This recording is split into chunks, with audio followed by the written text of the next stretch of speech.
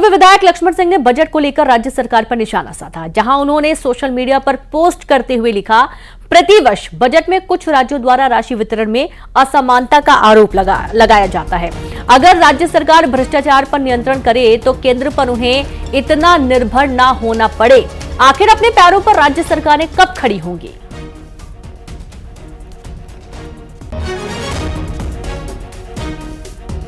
तो बजट को लेकर प्रदेश में सियासत जारी है। तो वहीं एक बार फिर से पूर्व विधायक लक्ष्मण सिंह ने बजट को लेकर राज्य सरकार पर निशाना साधा। उनका यह कहना है, एक वीडियो दरअसल सामने आया है, पोस्ट सामने आया है, जिसमें वे राज्य सरकार को घेरते हुए नजर आ रहे हैं। संवाददाता शैलेंद्र भदौरिया जुड़ गया। शैलेंद्र, एक बार फिर से लक्ष्मण सिंह का पोस्ट सामने आ रहा है, लेकिन इस बार वो अपनी पार्टी को नहीं बल्कि राज्य सरकार को घेरते हुए नजर आ रहे हैं बजट को लेकर।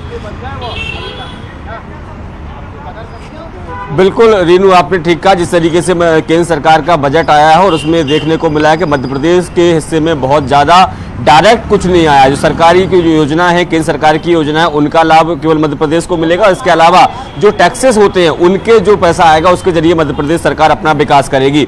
तो ऐसे में अब लक्ष्मण सिंह जो पूर्व विधायक और पूर्व सांसद भी रह चुके हैं, उन्होंने विपक्ष होने के नाते जो है सत्ता पक्ष पर हमलावर हुए और कहा है कि जो वर्तमान में भ्रष्टाचार सरकार राज्य सरकारों में होता है, यदि उसको लगाम लगाने में मध्य प्रदेश की सरकार कामयाब हो गई तो उसे केंद्र की सरकार पर निर्भर नहीं रहना होगा, क्योंकि लगातार ये देखने में आता है कि बजट को लेकर असमानता जो है वो केंद्र के द्वारा की जाती है। उसके बाद सरकारें जो है राज्य सरकारें वो बजट का रोना रोती है और कहती है कि बजट पर्याप्त न होने के चलते योजनाओं का संचालन नहीं हो पा रहा है। तो उन्होंने सीधे तौर पर नहीं लेकिन अप्रत्यक्ष तौर पर बजट के बहाने ही सही लेकिन मध्य प्रदेश सरकार को घेरने का प्रयास किया है और कहा है कि मध्य प्रदेश में जो भ्रष्टाचार हो रहा है उसको यदि रोक लिया जाए तो सरकारें आत्मनिर्भर बन सकती है। केंद्र सरकार पर उनको डिपेंडेंट बजट के लिए नहीं होना पड़ेगा। जी, एक तरीके से देखा जाए, थोड़ा और इसे समझना चाहेंगे शैलेंद्र की, मध्य प्रदेश का तो जो बजट होता है वो अलग आता है, फिर किस तरीके से केंद्र सरकार पर डिपेंड होगी राज्य सरकार, इसे भी थोड़ा समझाएं दर्शकों को।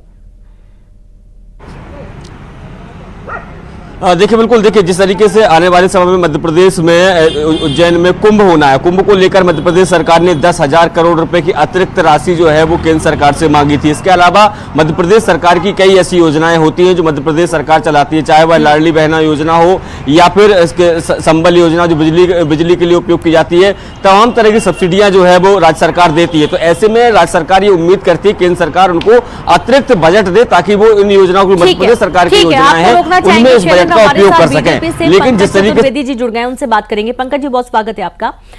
पूर्व विधायक लक्ष्मण सिंह ने राज्य सरकार पर निशाना साधा। उनका यह कहना है कि अगर भ्रष्टाचार पर थोड़ा नियंत्रण कर लेंगे तो केंद्र सरकार के पास बजट के लिए जाना नहीं पड़ेगा, केंद्र सरकार के पास रोना नहीं पड़ेगा कि उनके पास बजट की कमी, इसलिए योजनाओं का क्रियान्वयन सही तरीके से प्रदेश में नहीं हो पा रहा है।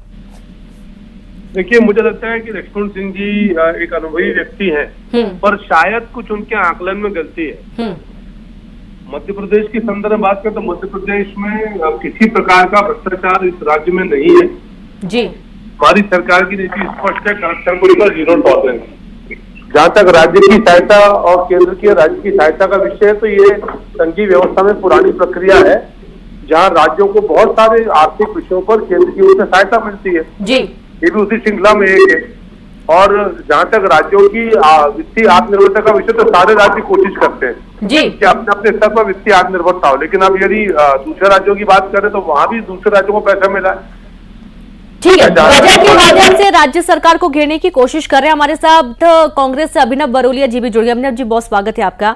लक्ष्मण सिंह का बयान है, लक्ष्मण सिंह ने एक पोस्ट किया है जिसमें वो राज्य सरकार को निशाना साध रहे हैं कि कब तक बजट का रोना रोएंगे, केंद्र सरकार से बजट के लिए निर्भर होना पड़ता है। अगर कुछ भ्रष्टाचार कम कर लिया जाए तो राशि मांगनी नहीं पड़ेगी केंद्र सरकार से। लेकिन सवाल यह है कि आखिरकार सभी तो राज्य उम्मीद करते हैं कि जितना ज्यादा बजट हो सके, जितना ज्यादा राशि हो सके उनके राज्य को मिल जाए ताकि बेहतर तरीके से सारे विकास के काम हो सके।